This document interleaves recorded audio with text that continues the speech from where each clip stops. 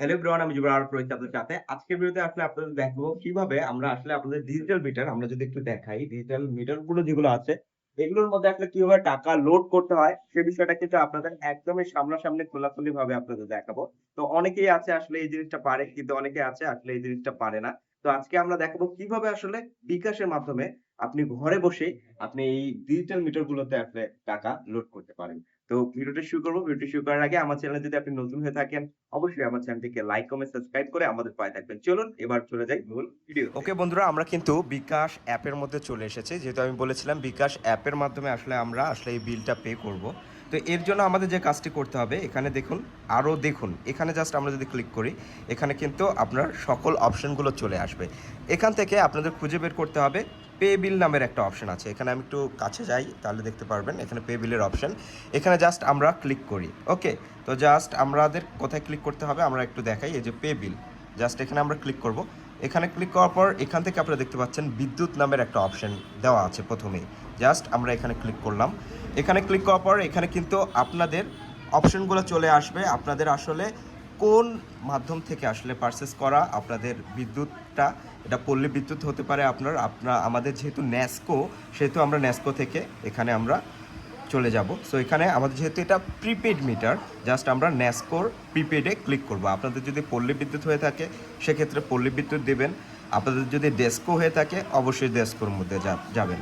তো আমরা এবার এখানে প্রিপেইডে আমরা এখানে ক্লিক করি।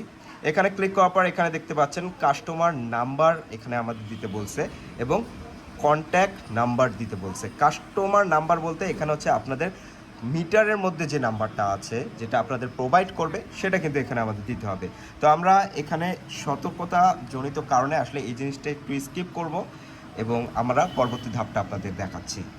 দেখুন বন্ধুরা, আমরা কিন্তু এখানে 1000 টাকা লোড দিব। আমরা এখানে আমাদের কন্ট্যাক্ট নাম্বারটা যেটা আছে সেটা আমরা দিয়েছি এবং আমাদের আসলে মিটারের যে নাম্বারটা আমাদের প্রোভাইড করেছিল সেটা আমরা এখানে প্রোভাইড করেছি। এরপর আমরা যত টাকা ভরাবো সেটা অ্যামাউন্টটা আমরা বসিয়েছি। এরপর আমরা যাব পরবর্তী স্টেপে। দেখুন, পরবর্তী স্টেপে আমরা চলে গেলাম।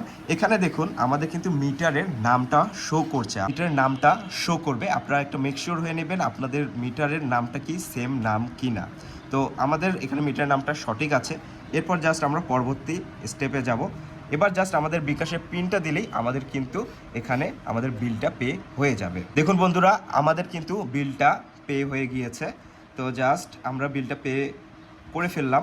এবার কিন্তু আমাদের আসলে একটা মেসেজ আসবে। ওকে, তো মেসেজটা কি আসবে? আমাদের মেসেজে যদি আমরা অপশনে যাই, এখানে দেখুন আমাদের কিন্তু একটা টোকেন নাম্বার দিয়েছে, যেটা কিন্তু আমি একটু হাইড করে রাখছি। এটা কিভাবে বসাতে হয় সেটা আমরা এবার মিটারের কাছে গিয়ে দেখাই।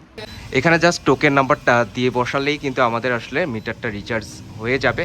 তো এখানে দেখতে পাচ্ছেন মিটারটা রিচার্জের জন্য আমাদের আসলে যে কোডটা এসেছিল সেটা জাস্ট মিটারের মধ্যে আমরা প্রোভাইড করছি এবং সেটা প্রোভাইড করার সাথে সাথে আমাদের মিটারটা কিন্তু রিচার্জেবল হয়ে যাবে। তো এই ছিল আজকের ভিডিও। আশা করি ভিডিওটা আপনাদের অনেক উপকারে এসেছে। যদি ভিডিওটা উপকারে এসে থাকে অবশ্যই আমার চ্যানেলটিকে লাইক, কমেন্ট, সাবস্ক্রাইব করে আমাদের পাশে থাকবেন। ধন্যবাদ আমাদের সাথে থাকার জন্য।